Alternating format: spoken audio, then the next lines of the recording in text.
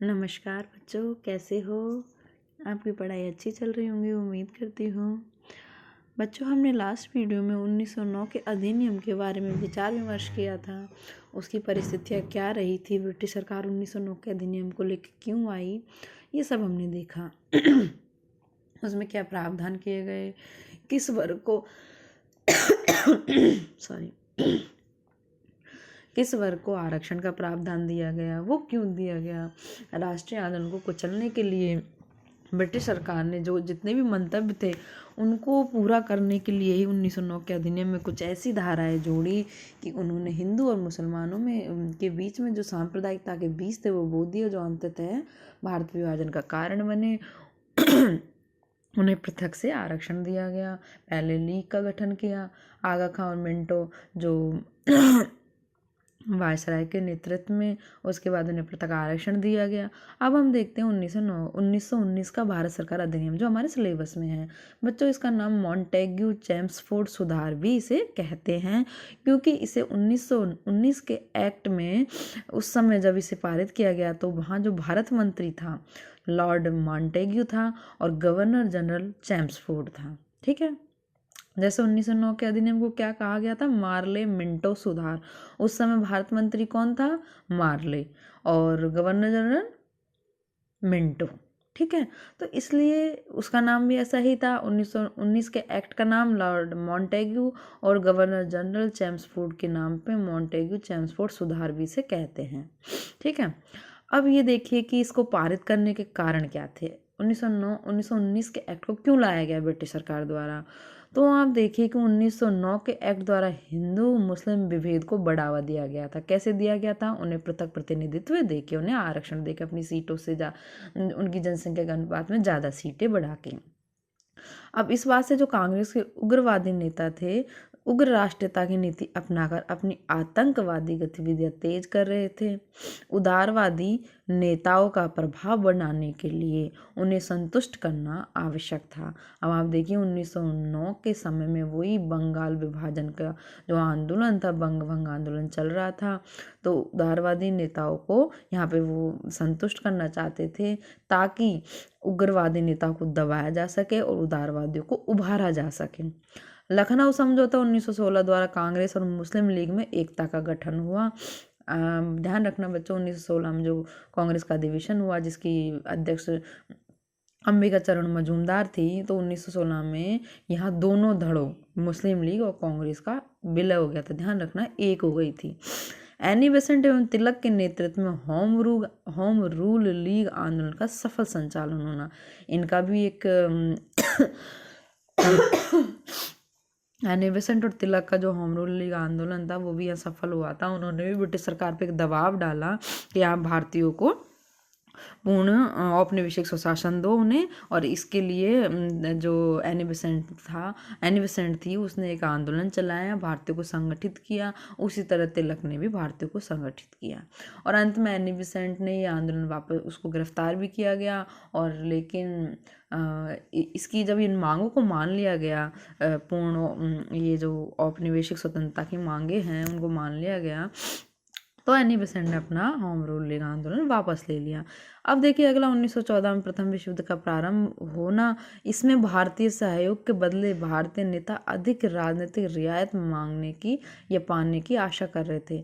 अब प्रथम विश्व युद्ध प्रारंभ हुआ, इसमें भारतीय सहयोग यदि ब्रिटिश सरकार लेती है भारतीय सेना का सहयोग, तो भारतीय राजनेताओं ने सोचा कि ये अच्छा मौका है, हम ब्रिटिश सरकार से अधिक रियायत मांग सकते हैं यहाँ। और मॉन्टेग्यू घोषणा 20 अगस्त 1917 को हुई। इसके द्वारा भारत में उत्तरदायी शासन स्थापित करने की बात कही गई।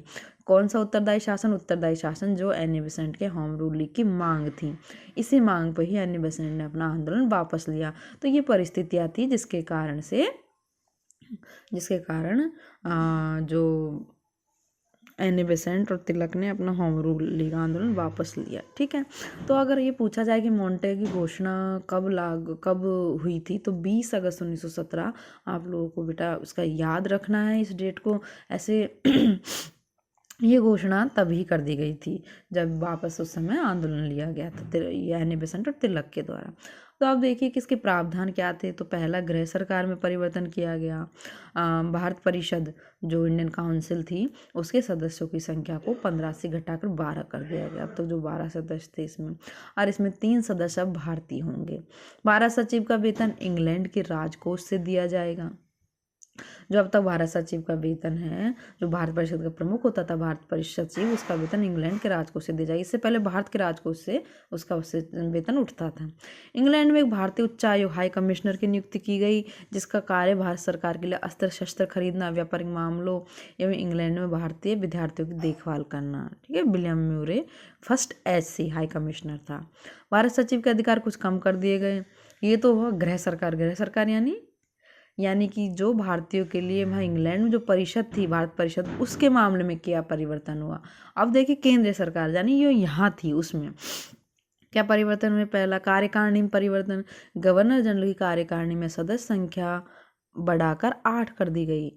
ठीक है, 6 थी शायद पहले, उसमें अब 8 कर दी, जिसमें 3 भारतीय होंगे। पहली बार विषयों को केंद्रीय और प्रांतीय भागों में बांटा गया। केंद्र के पास सुरक्षा, विदेश संबंध, सीमा शुल्क, देशी राज्यों के साथ संबंध, जहाजरानी, रेलवे, डाक, तार, मुद्रा, ICS यानी अखिल भारतीय सेवाएं और धार्मिक मामले, जबकि प्रांतों के पास स्थानीय स्वशासन, सार्वजनिक कार्य, शिक्षा, जनस्वास्थ्य, चिकित्सा, सिंचाई, अकाल रात, कृषि, वन, पुलिस और न्याय आदि विषय इनके पास है। अब आप यहाँ देखिए, केंद्र के पास हमेशा से ही, और इसे ही हमारे स्वतंत्र भारत में भी लागू किया गया बच्चों। केंद्र के पास बहुत इंपॉर्टेंट जो राष्ट्रीय सुरक्षा या जो बहुत ही संवेदनशील मुद्दे होते हैं उनको हमेशा केंद्र अपने पास रखती है, क्योंकि केंद्र हमेशा मजबूत रहता है। केंद्र किसी भी देश में मजबूत सत्ता तभी बनी रहेगी जब केंद्र की स्थिति मजबूत होगी, और प्रांतों के पास कंपेरेटिवली कम महत्व के विषय रखे जाते हैं, जैसे चाहे हुई शिक्षा, जन स्वास्थ्य, ठीक है, ऐसे जेल। दूसरा, केंद्रीय व्यवस्थापिका सभा 2 सदन की होगी। ठीक है, एक तो सेंट्रल लेजिस्लेटिव असेंबली, ठीक है, यह निम्न सदन होगी। इसकी सदस्य संख्या 145 होगी, जिसमें से 104 निर्वाचित होंगे और 41 सदस्य गवर्नर जनरल द्वारा मनोनीत होंगे। यहाँ पे निर्वाचित का बहुमत रखा गया, ये ध्यान रखना। ठीक है, किसमें, लोअर असेंबली यानी निम्न सदन में, सेंट्रल लेजिस्लेटिव असेंबली। ठीक है, अब दूसरी थी काउंसिल ऑफ स्टेट, राज्य परिषद। यह उच्च सदन होगा। इसकी सदस्य संख्या 60 होगी, जिसमें से 33 निर्वाचित और 31 गवर्नर जनरल द्वारा मनोनीत होंगे। 27 गवर्नर जनरल द्वारा मनोनीत होंगे। तो ये 60 सदस्य संख्या यहाँ हो गई।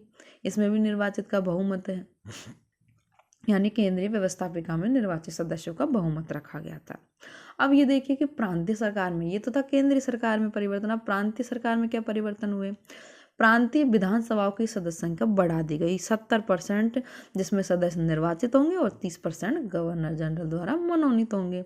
दूसरा, प्रांतों में द्वैध शासन लागू किया गया। बच्चों इसका ध्यान रखना है, आपको ये क्वेश्चन बार बार पूछा जाता है कि किस अधिनियम द्वारा द्वैध शासन भारत में लागू हुआ। तो आपको ध्यान रखना है 1919 के अधिनियम में द्वैध शासन लागू किया गया। तो द्वैध शासन क्या होता है बच्चों, जब हम प्रांतीय विषयों को 2 भागों में बांट देते हैं, जैसे सुरक्षित विषय और हस्तांतरित विषय। सुरक्षित विषय में जो वित्त है, पुलिस है, न्याय है, राजस्व है, सिंचाई है, बिजली है, सेवाएं हैं, कारखाने आदि विभाग रखे गए, और इनका मंत्री गवर्नर की परिषद के सदस्यों को बनाया जाएगा, जो गवर्नर के प्रति उत्तरदायी होंगे।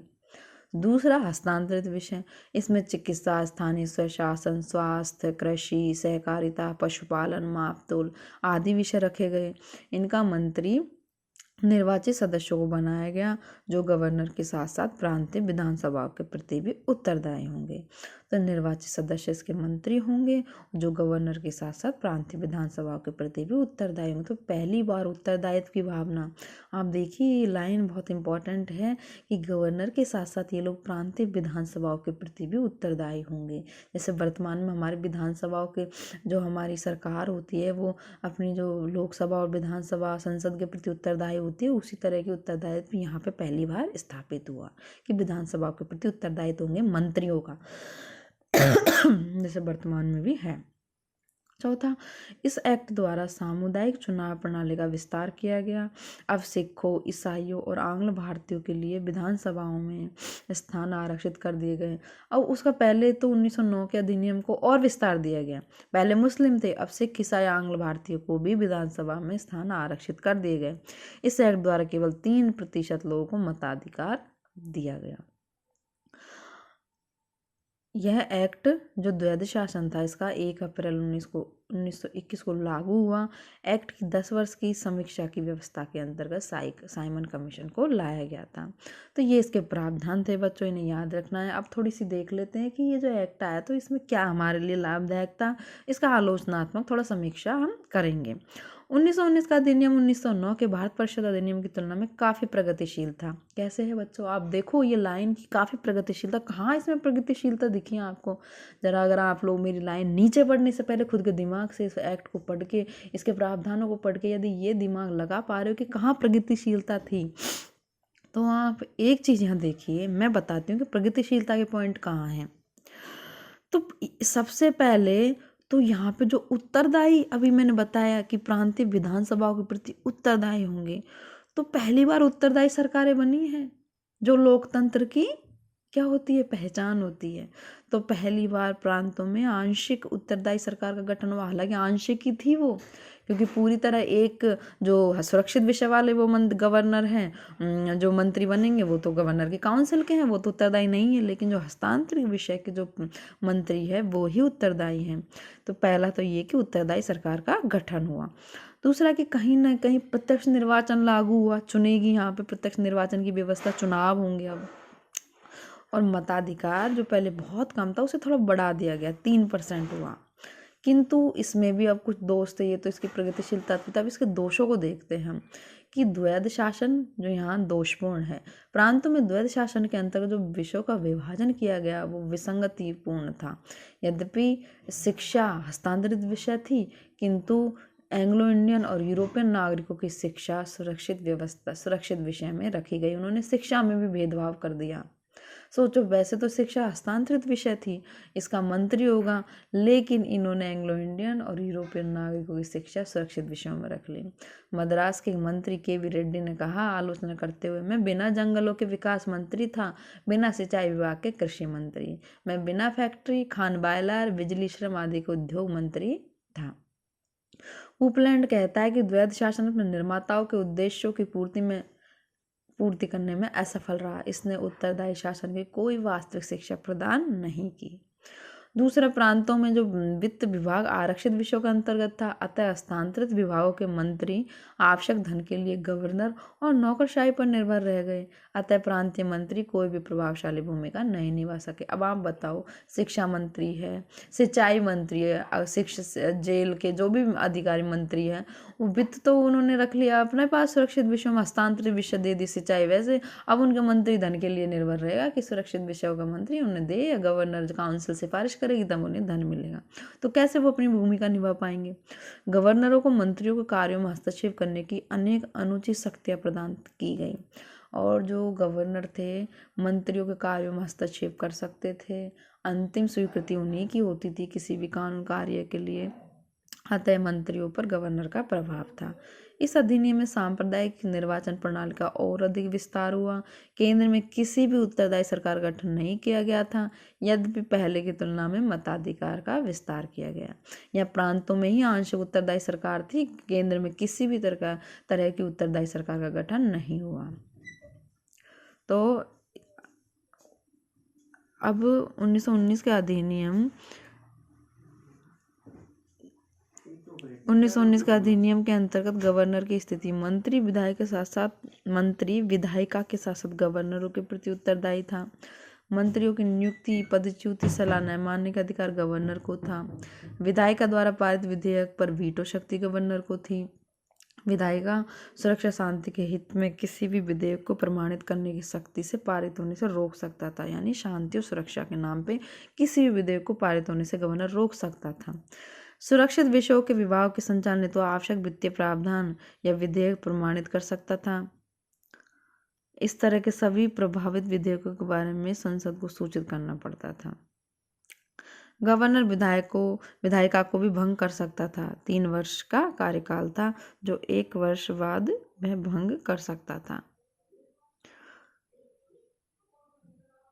प्रत्येक विधेयक हेतु गवर्नर और उसकी काउंसिल गवर्नर जनरल की स्वीकृति आवश्यक थी। अब यहाँ पे ये इनके दोष रहे कि एक तरीके से यहाँ मंत्रियों को स्वतंत्रता नहीं है, हर चीज़ के लिए वो गवर्नर पे डिपेंडेंट है। तो बच्चों आप देखिए कि पूरी तरीके से ये अधिनियम कितना भारतीय जनता के लिए कितना अच्छा था और इसमें क्या कमियाँ थी। आप इसका विश्लेषण कीजिए और इसको अच्छे से स्टडी कीजिए। इसके प्रावधानों को, इसके दोष भी पूछे जा सकते हैं, इसके प्रावधान भी पूछे जा सकते हैं, आपके सिलेबस में हैं। तो आज के लिए इतना ही। धन्यवाद।